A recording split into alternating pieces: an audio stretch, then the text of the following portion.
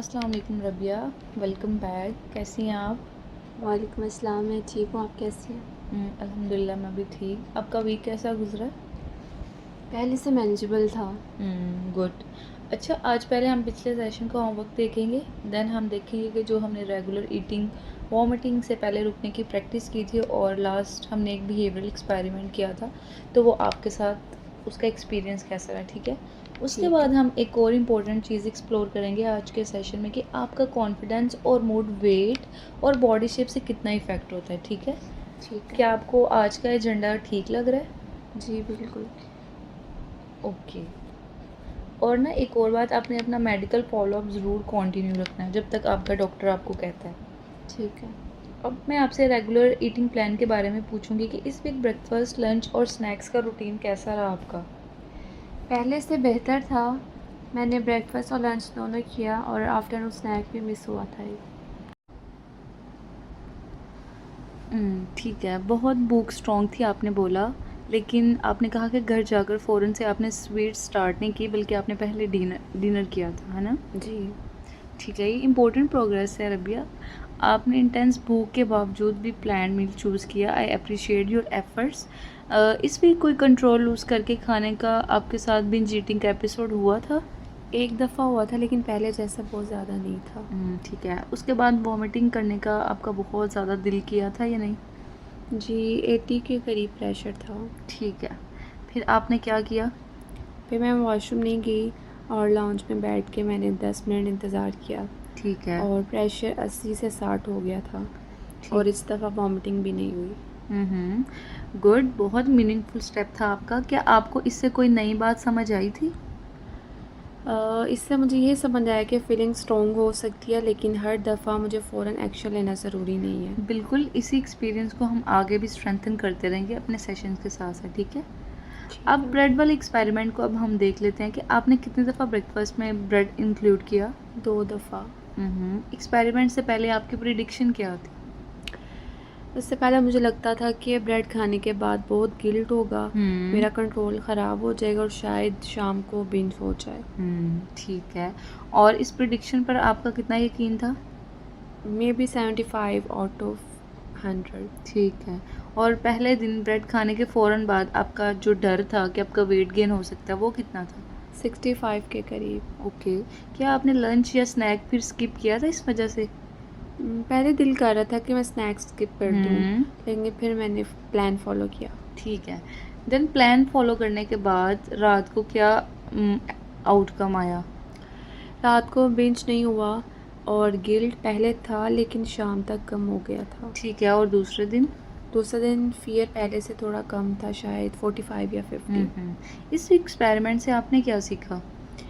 यही कि ब्रेड खाने से ऑटोमेटिकली कंट्रोल लूज़ नहीं होता। अगर मैं बाकी मील्स भी प्लान रखूं तो दिन नॉर्मल रह सकता है। गुड, बहुत अच्छा।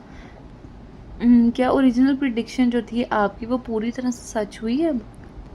नहीं, शायद बहुत कम हिस्सा सच हुआ है कि शुरू में गिल्ट था। ठीक है, बिल्कुल। गिल्ट का आना और एक्चुअल डेंजर होना ना, ये एक बात नहीं होती। इस चीज़ से हमारी ये लर्निंग हुई है कि जो चीज़ हम सोच रहे होते हैं ना, एक्चुअल वैसा नहीं होता, बल्कि ऐसा ऑपोजिट भी हो सकता है। आज का मेन फोकस हमारा ये होगा कि हम उस मेन टॉपिक की तरफ आएँ जो आपने मुझे स्टार्ट में बताया था कि आपको अपने वेट को लेके और अपनी बॉडी इमेज को लेके काफ़ी ज़्यादा कंसर्न है, और जब कोई भी कमेंट पास करता है आपको इस चीज़ से रिलेटेड तो आपको गिल्ट और होता है। देन आप फिर ज़्यादा या तो बिंज ईटिंग करती हैं या रिस्ट्रिक्ट डाइट करती हैं, ऐसा ही था?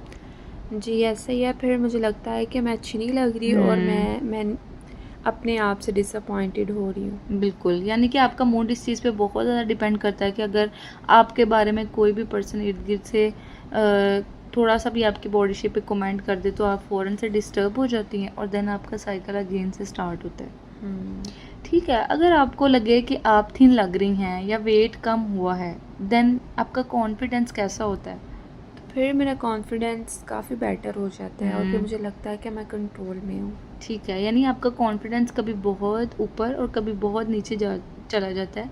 मोस्टली इस बात पर कि उस दिन आपने अपना वेट जो और अपनी बॉडी को किस तरह से जज किया है ना? इस जी। चीज़ पे डिपेंड करता है, ठीक है। मैं जानती हूँ कि ये बहुत ज़्यादा है, लेकिन फिर भी होता है। ठीक है। आज हम आपको ये कहकर डिसमिस नहीं करेंगे कि अपीयरेंस मैटर नहीं करती हमारे लिए, बिल्कुल भी। अपीयरेंस बहुत से लोगों के लिए बहुत इम्पोर्टेंट होती है। मसला तब होता है रबिया, जब हम ना अपने वेट को और अपने शेप को पूरी सेल्फ वर्थ का ना सबसे बड़ा या ऑलमोस्ट सिंगल मसला बना लेते हैं। जब हम ये कहते हैं कि अपने आप को एक ही चीज़ में मेजर करते हैं कि मेरी बॉडी मेरी आइडियल पे जाएगी या मेरा वेट मेरी आइडियल पे होगा, तब ही मेरी सेल्फ वर्थ है, अदरवाइज़ मेरी कोई वर्थ नहीं है, ठीक है। आज हम इसी चीज़ पे काम करेंगे। अच्छा, इसको मैं एक आपको सिंपल सी एग्जांपल से समझाती हूँ। सोचिए कि एक स्टूडेंट के ना 5 सब्जेक्ट्स हैं, जैसे इंग्लिश, साइकोलॉजी, मैथमेटिक्स, कंप्यूटर या कम्युनिकेशन स्किल्स, ठीक है। और अगर वो सिर्फ मैथमेटिक्स के मार्क्स देकर गए कि मैथ्स में मार्क्स कम है मेरे, इसलिए मैं हर सब्जेक्ट में यूज़लेस हूँ, तो आप मुझे बताएं कि क्या ये उसकी फेयर जजमेंट होगी? नहीं, बिल्कुल नहीं। बाकी सब्जेक्ट्स के मार्क्स भी तो देखने चाहिए। बिल्कुल। आपकी ज़िंदगी में ना बहुत से एरियाज़ ऐसे हैं जिसमें आप ना थोड़ा-सा ऐसा ही सोचती हैं कि आप कहती हैं मैं किसी काम, मतलब आप किस तरह से काम करती हैं, रिलेशनशिप में कैसी हैं, आपकी पर्सनल क्वालिटीज़ क्या हैं। मतलब एक चीज़ आपके वर्थ को जज नहीं करती, आपकी रिस्पॉन्सिबिलिटीज़ हैं वो कैसे आप मैनेज करती हैं, आपके वैल्यू, स्किल्स और इंटरेस्ट क्या हैं, और आपके अपीयरेंस भी एक एरिया है उन्हीं सारी एरियाज़ में से। लेकिन जब आप सिर्फ वेट और बॉडी शेप को देखकर पूरा रिजल्ट डिसाइड करती हैं ना, तो बाकी एरियाज़ भी इग्नोर हो जाते हैं। तो आपको लगता है सिर्फ मेरे वेट की वजह से मेरी वर्थ है, ऐसे ही है। यानी कि मैं अपने आप को एक ही सब्जेक्ट के मार्क्स पर जज कर रही हूँ। बिल्कुल। और वो सब्जेक्ट भी ऐसा है कि जो आपको हर रोज़ स्टेबल नहीं रखता। कभी हमारी बॉडी बहुत ज़्यादा ब्लॉटेड फील होती है, कभी हमारे कपड़े हमें कभी फिट आते हैं, कभी हमारे किसी कपड़ों में हम लोग अच्छे लगते हैं, किसी में थोड़े से हेल्दी लगते हैं, या मिरर में हमारी अपीयरेंस जो होती है वो कभी चेंज होती है, तो हमारा मूड उस पर डिपेंड करता है। तो हमारा मूड भी उसी हिसाब से डिफरेंट होता रहता है। तो हमें लगता है कि ये सब कुछ हमारे सेल्फ वर्थ को डिफ़ाइन करता है। ठीक है। अब मैं आपसे थोड़ा डिटेल में पूछूंगी कि जब ऑन द स्केल पर नंबर आपकी एक्सपेक्टेशन से ज़्यादा हो, तो आपके माइंड में सिर्फ वेट ज़्यादा है आता है, या उसके साथ अपने बारे में कोई और मीनिंग भी होता है? मुझे उस टाइम लगता है कि मैं केयरलेस हो गई हूँ और मेरा कंट्रोल वीक है। बिल्कुल। और अगर आपका कंट्रोल वीक हो तो आपको अपने बारे में क्या फ़ील होता है? यही कि मैं बिल्कुल भी डिसिप्लिन नहीं हूँ। शायद मैं किसी चीज़ में भी कंसिस्टेंट नहीं रह सकती। बिल्कुल। और क्या वेट का एक नंबर ये प्रूव करता है रबिया कि आप अपनी जॉब, अपनी रिलेशनशिप या अपनी रिस्पॉन्सिबिलिटीज़ में भी डिसिप्लिन नहीं है? लॉजिकली वे में तो बिल्कुल भी नहीं है, लेकिन उस वक्त मुझे ऐसे ही लगता है। बिल्कुल, ठीक है, मैं आपकी बात समझ रही हूँ। यानी आपकी फीलिंग्स बहुत स्ट्रॉन्ग होती हैं, लेकिन कंक्लूजन के सपोर्ट में कंप्लीट एविडेंस आपके पास नहीं होता। अगर आपके कोई क्लोज फ्रेंड आपको कहे कि मेरा वेट बढ़ा है इसलिए मैं यूज़लेस और अनडिसिप्लिन्ड इंसान हूँ, आप उसे क्या मशवरा देंगी? तो मैं उसे कहूँगी कि वेट से उसकी पूरी पर्सनैलिटी डिसाइड नहीं हो सकती। हो सकता है कि उसकी रूटीन डिस्टर्ब हुई हो या बॉडी नेचुरली चेंज हो रही हो। बिल्कुल। तो क्या यही आप अपने आप के लिए नहीं यूज़ कर सकती, यही लॉजिक? करनी चाहिए यूज़, लेकिन अपने लिए डिफरेंट लगता है। ठीक है, इसी फेयरनेस की प्रैक्टिस हम अब स्टेप बाय स्टेप करेंगे। अब हम एक एक्टिविटी करेंगे, इसे हम कहते हैं self evaluation pie chart. Simple words में अगर मैं बताऊं तो हम देखेंगे कि इस वक्त आप अपनी जो वर्थ है और अपने कॉन्फिडेंस को किन एरियाज से जज करती हैं। सोचिए, ये पूरा साइकिल आपका सेल्फ कॉन्फिडेंस है, ये जो नज़र आ रहा है आपको, इसका कितना हिस्सा वेट और बॉडी शेप पर डिपेंड करता है आपके लिए? शायद 60%। ठीक है। और वर्क परफॉर्मेंस पे? 15%। ठीक है। रिलेशनशिप्स जैसे फैमिली, फ्रेंड्स या दूसरों के साथ आपका बिहेवियर? 10%। आपकी पर्सनल क्वालिटीज़ जैसे केयरिंग होना, रिस्पॉन्सिबल होना और ऑनेस्ट होना, इस बारे में कितनी परसेंटेज है? शायद 5%। ओके। और इंटरेस्ट, स्किल्स या पर्सनल ग्रोथ? ये भी 5। फिजिकल हेल्थ और सेल्फ केयर के बारे में? 5। इस चार्ट को देखकर आपको क्या नोटिस हो रहा है? इस चार्ट को देखकर यही कि वेट और शेप बहुत ज़्यादा स्पेस ले रहे हैं और बाकी चीज़ें बहुत छोटी लग रही हैं। ठीक है। और इसका आपकी लाइफ पर क्या इफ़ेक्ट हो रहा है? अगर वेट वाला एरिया डिस्टर्ब हो तो पूरा कॉन्फिडेंस डिस्टर्ब हो जाता ठीक है। है, यानी आप देखेंगे एक मेजर हिस्सा आपकी लाइफ का 60% आप इस पाई चार्ट में से सिर्फ वेट और बॉडी को दे रही हैं और अदर क्वालिटीज़ को आप जस्ट 10%, 20% और 5% दे रही हैं, यानी बहुत ज़्यादा इग्नोरेंस आ रही है। तो जब एक मेजर पार्ट आपकी लाइफ का इतनी ज़्यादा चीज़ों को इफ़ेक्ट कर रहा है तो उसमें थोड़ी बहुत चेंजिंग आएंगी तो आपकी ओवरऑल लाइफ भी तो कितनी इफ़ेक्ट हो रही है ना, और आपका कॉन्फिडेंस भी इसके साथ बहुत ज़्यादा लूज़ हो रहा है। तो आपको नहीं लगता कि हमें इस एरिया को थोड़ा सा लॉजिकल वे में सही करना चाहिए? हम्म, अच्छा, आप मुझे बताएं कि इस पैटर्न के इफ़ेक्ट्स क्या हो सकते हैं? जब वेट और शेप कॉन्फिडेंस का सबसे बड़ा सोर्स हो तो पर्सन नेचुरली क्या करता है? शायद बॉडी को ज़्यादा चेक करता है। आप अपनी बॉडी को किस तरह फिर चेक करती हैं? मॉर्निंग में मैं मिरर में अपना स्टमक देखती हूँ, कभी साइड से चेक करती हूँ और कभी कपड़ों को पुल करके देखती हूँ कि टाइट तो नहीं हो गए, या कभी स्टमक को पिंच करके देखती हूँ। ठीक है। और स्केल पे आप कितनी बार चेक करती हैं? कभी एक ही दिन में 2 दफ़ा वेट चेक करती हूँ बस। और दूसरों से कंपैरिजन? कंपैरिजन ऑफिस में दूसरी गर्ल्स को देखकर करती हूँ और सोशल मीडिया पर भी कंपेयर कर लेती हूँ। ठीक है। और जब आप वेट चेक करती हैं, मिरर में चेक करती हैं तो फ़ौरन आपको रिलीफ मिलता है या स्ट्रेस बिल्कुल ज़्यादा मिलता होता है? है अगर बॉडी मुझे थिन लगे तो। और अगर आपका जैसे आप एक्सपेक्ट कर रही हैं वैसा ना आपको फील हो तो आपका मूड कैसा होता है? मूड भी ख़राब हो जाता है और खाने को भी दिल नहीं करता, वो भी कम हो जाते हैं और ईटिंग कम करने का डिसीजन और भी कम और बिंज भी। ठीक है, यानी चेकिंग आपकी जो भी बेयकीनी होती है ना उसको वो आपको प्रोवाइड नहीं करती, लेकिन रिज़ल्ट के मुताबिक आपका मूड भी इफ़ेक्ट होता है और आपकी ईटिंग दोनों डिस्टर्ब हो जाती हैं। जी। अच्छा, कभी चेकिंग से रिलीफ मिलता है लेकिन फिर कितनी देर बाद आप दोबारा वही चेक करने के लिए मिरर के सामने आ जाती हैं? कभी 1 या 2 घंटे बाद। ठीक है, यानी आपका जो रिलीफ होता है वो बिल्कुल टेम्परेरी सा है, सिर्फ 1 एंड 2 आवर के लिए। अच्छा, जब आप सोशल मीडिया या ऑफिस में किसी से कंपेयर करती हैं तो आप जनरली किस चीज़ पर ज़्यादा फोकस करती हैं?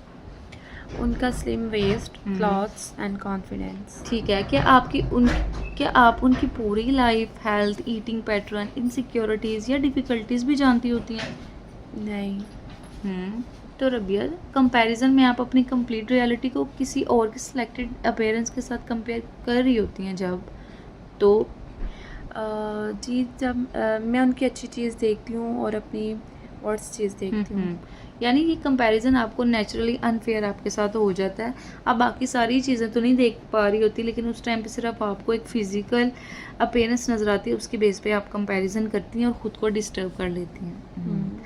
अब हम वेट और शेप से ना बाहर आपकी आइडेंटिटी एक्सप्लोर करेंगे। आपके वर्क में ऐसी कौन सी क्वालिटीज़ हैं जो आपके लिए बहुत यूज़फुल हैं? आई एम वेरी रिस्पॉन्सिबल और जो टास्क मिलता है कोशिश करती हूँ कि टाइम पर कंप्लीट करूँ। ठीक है, और रिलेशनशिप्स के बारे में? मैं दूसरों की बात सुनती हूँ और फैमिली में किसी को प्रॉब्लम हो तो हेल्प भी करती हूँ। गुड। और डिफ़िकल्ट सिचुएशन में?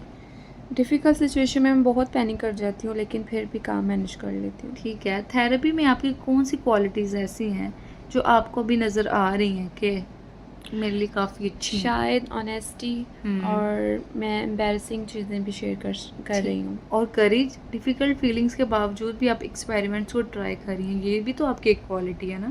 लेकिन मैंने इस तरह नहीं सोचा था। ठीक है, तो क्या इन क्वालिटीज़ के वैल्यू स्केल के नंबर से चेंज हो जाती है? नहीं, अगर वेट बढ़ भी जाए तो रिस्पॉन्सिबिलिटी या केयरिंग नेचर ख़त्म तो नहीं होती। बिल्कुल, हमने यहाँ देखा है कि आपकी और भी जो क्वालिटीज़ होती हैं ना उनका अगर हम उनको मेजर करें तो वो आप में ज़्यादा है, लेकिन क्योंकि आपका सारा फोकस वेट और बॉडी से है और आप उन्हीं से सेल्फ वर्थ को इवेलुएट करती हैं, इस वजह से आपको कॉन्फिडेंस इन चीज़ों की वजह से काफ़ी ज़्यादा डिस्टर्ब है। अब हम एक बैलेंस्ड पाई चार्ट अगर बनाएं तो इसका मतलब वेट और अपीयरेंस को ज़ीरो करना होगा या फिर हम उसको बैलेंस कर सकते हैं? जी, बैलेंस कर सकते हैं। ठीक है, तो हम सिर्फ दूसरे जेन्युइन एरियाज़ को भी रीज़नेबल स्पेस देंगे आपसे रबिया। अब वेट और शेप को कितना परसेंटेज देना चाहती हैं जो रियलिस्टिक भी हो लेकिन आपकी पूरी सेल्फ वर्थ कंट्रोल भी ना करे? शायद 25%। गुड। और वर्क और लर्निंग को? 20%। रिलेशनशिप्स? ये भी 20। पर्सनल क्वालिटीज़ और वैल्यूज़? 15%। इंटरेस्ट और पर्सनल ग्रोथ? 10%। हेल्थ और सेल्फ केयर? ये भी 10। गुड। अब आपने डिफरेंट एरियाज़ में अपना पाई चार्ट दोबारा से रीन्यू किया, दोनों चार्ट्स में से सबसे इम्पोर्टेंट डिफरेंस अब क्या है आपके लिए? पहले वेट पूरा कॉन्फिडेंस को कंट्रोल कर रहा था और अब वो एक पार्ट है, पूरा रिजल्ट नहीं है। बिल्कुल। इस बैलेंस चार्ट को प्रैक्टिकल बनाने के लिए हमें बाकी एरियाज़ में एक्टिविटीज़ भी काम करनी होंगी। सिर्फ हमें परसेंटेज लिखने से कॉन्फिडेंस ऑटोमेटिकली चेंज नहीं होगा, बल्कि हमने क्या करना है कि हमने अपनी मीनिंगफुल एक्टिविटीज़ करके इस पाई चार्ट को बैलेंस करना है, ठीक है? इस हफ्ते हम एक किसी ऐसी एक्टिविटीज़ को चूज़ करते हैं जो वेट, शेप, कैलोरीज या अपीयरेंस से रिलेटेड ना हो, बल्कि रबिया की अपनी अचीवमेंट, कनेक्शन या इंजॉयमेंट से रिलेटेड हो, ठीक है? आपके लिए क्या रियलिस्टिक एक्टिविटी होती है जो थोड़ी सी आपको इंजॉयमेंट देती है, आपकी क्वालिटीज़ को इन्हेंस करती है? मैं काफ़ी टाइम से एक ऑनलाइन वर्क रिलेटेड कोर्स की वीडियो देखना चाह रही हूँ, लेकिन अभी तक स्टार्ट नहीं की। और कोई रिलेशनशिप बेस्ड एक्टिविटी? मैं अपनी सिस्टर के साथ चाय पर आराम से बैठ सकती हूँ और यूजुअली मैं अपने रूम में चली जाती हूँ। ठीक है, दोनों मीनिंगफुल हैं। इस वीक मैनेजेबल फर्स्ट स्टेप क्या होगा? मैं सैटरडे को कोर्स का plan 30 minute lesson plan complete करूँगी और एक इवनिंग में सिस्टर के साथ चाय पीऊँगी, फ़ोन साइड पर रख कर। ठीक है, बहुत अच्छा रबिया। इन एक्टिविटीज़ का पर्पस डिस्ट्रैक्ट करना नहीं है आपको बिल्कुल भी, बल्कि आपकी आइडेंटिटी को दूसरे पार्ट्स के साथ भी हमें प्रैक्टिकल स्ट्रेंथन करना है। हमारा काम सिर्फ ये है कि जो आप अपने पाई चार्ट पे सिर्फ वेट और शेप के थ्रू अपने आप का कॉन्फिडेंस देख रही थी ना, अब हम चाहते हैं कि आप अपनी लाइफ के दूसरे एरियाज़ को भी देखें, उनको भी एक्सप्लोर करें और उन एक्टिविटीज़ के थ्रू अपना कॉन्फिडेंस बूस्ट करें।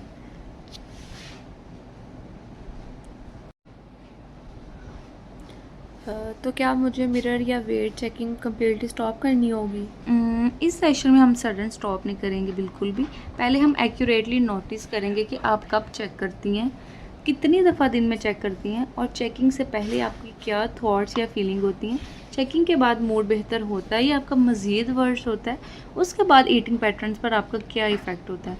अगले सेशन में हम चेकिंग और अवॉइडेंस को ग्रेजुअली रिड्यूस करने का ना एक प्रैक्टिकल प्लान बनाएंगे आपकी इसी वर्कशीट से, ठीक है? तो इस वीक सिर्फ रिकॉर्ड करना है? बिल्कुल, आपने ना रिकॉर्ड को ऑनेस्ट करना है। हर मिरर ग्लैंस लिखना ज़रूरी नहीं है कि आप कितनी दफ़ा करती हैं, लेकिन एटलीस्ट आपने इंटेंशनल जो चेकिंग करनी है ना, उसको लिखना है। जैसे आपका स्टोमिक देखना, पिंच करना, कपड़ों का फिट बार बार चेक करना, या स्केल यूज़ करना, या दूसरों से कंपेयर करना, ठीक है? चलिए इस सेशन का ना एक सिचुएशन कर लेते हैं कि इमेजिनल, अगर कल सुबह आप मिरर में देखती हैं और स्टमक एक्सपेक्टेड से ज़्यादा प्रोमिनेंट लगता है, पहले ही आपकी क्या थॉट आ सकती है? यही कि मैं मोटी लग रही हूँ और मुझे ब्रेकफास्ट नहीं करना चाहिए। इस थॉट के बाद आपका पुराना रिस्पॉन्स? मिरर में डिफरेंट एंगल से चेक करना, स्टमक पिंच करना और ब्रेकफास्ट स्किप करना। ठीक है, और नया रिस्पॉन्स अब क्या हो सकता है आपके लिए? मैं पहले नोटिस करूँगी कि मैं अपीयरेंस का एक मोमेंट से पूरे दिन जज कर रही हूँ फिर से। और फिर ख़ुद को आप लिखेंगे कि मेरा बॉडी रिलेटेड थॉट अनकंफर्टेबल ज़रूर है, लेकिन ये मेरी पूरी जो वर्थ है ना उसको डिसाइड नहीं करता, ठीक है? और फिर आपने ब्रेकफास्ट प्लान जो है ना उसको उसी तरीके से करना है जैसे आपने प्लान किया होगा। बहुत अच्छा रबिया, क्या आपको थॉट को 100% बिलीव करना ज़रूरी है इस चीज़ पे? नहीं, मैं थॉट के बावजूद प्लान एक्शन चूज़ कर सकती हूँ। ठीक है, लेकिन अगर आपको लगे ना कि आपकी वेट की जो इम्पोर्टेंस है वो आप कम उसको दे रही हैं और आप केयरलेस हो रही हैं और आपका सिर्फ सारा दिन खाने पे है, तो हमारा इम्पोर्टेंट यहाँ पर पॉइंट ये है कि हमने आपके पाई चार्ट को बैलेंस बनाना है। आपको केयरलेस करना बिल्कुल भी नहीं है, बल्कि हमने एक बैलेंस्ड अप्रोच में ये देखना है कि आपकी हेल्थ के लिए क्या अच्छा है। रेगुलर मील्स आप प्रॉपर ले रही हैं, मेडिकल फॉलोअप करती हैं, बॉडी को पनिश तो नहीं कर रही है और अपनी ज़िंदगी को दूसरे लोगों के साथ वैल्यू कंपैरिजन तो नहीं कर रही। केयरलेस तब आप होंगे जब आप पूरी अपनी बॉडी को ना कंट्रोल यूज़ कर दें और सिर्फ अपना आपका फोकस एक चीज़ पे हो, ठीक है? ठीक है। अच्छा, आज की मेन लर्निंग आप अपने वर्ड्स में बताएं कि आपने क्या लर्न किया?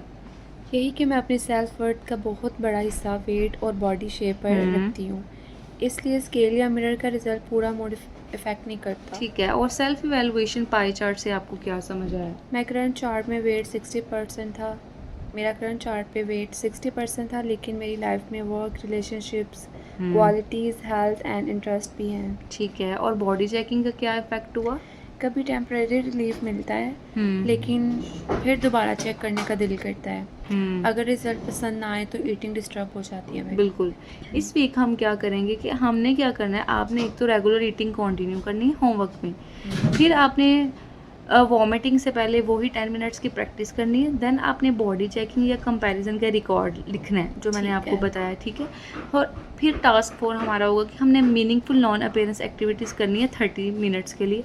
वो ये है कि आपने वर्क रिलेटेड कोर्स है उसको स्टार्ट करना है और अपनी सिस्टर के साथ जो फ़ोन के बगैर चाहे और वो वाली कन्वर्सेशन है उसको कंटिन्यू करना है, ठीक है।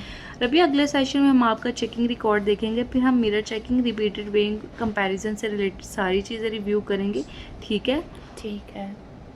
आज मुझे समझ आया कि प्रॉब्लम सिर्फ ये नहीं है कि मुझे अपनी बॉडी पसंद नहीं है, प्रॉब्लम ये भी है कि मैं उससे अपने बारे में सब कुछ डिसाइड कर लेती हूँ। बिल्कुल, अपेयरेंस आपकी आइडेंटिटी का एक पार्ट हो सकता है सिर्फ, लेकिन आपकी पूरी आइडेंटिटी नहीं हो सकता, आपको ये याद रखने की ज़रूरत है, ठीक है। ठीक है, मैं इसे अपनी बैलेंस चार्ट को अपनी डायरी में रखूँगी। बहुत अच्छा रबिया, आपने आज काफ़ी अच्छा काम किया। अब हम नेक्स्ट सेशन में मिलेंगे। टिल देन अल्लाह हाफिज़। अल्लाह हाफ़िज़।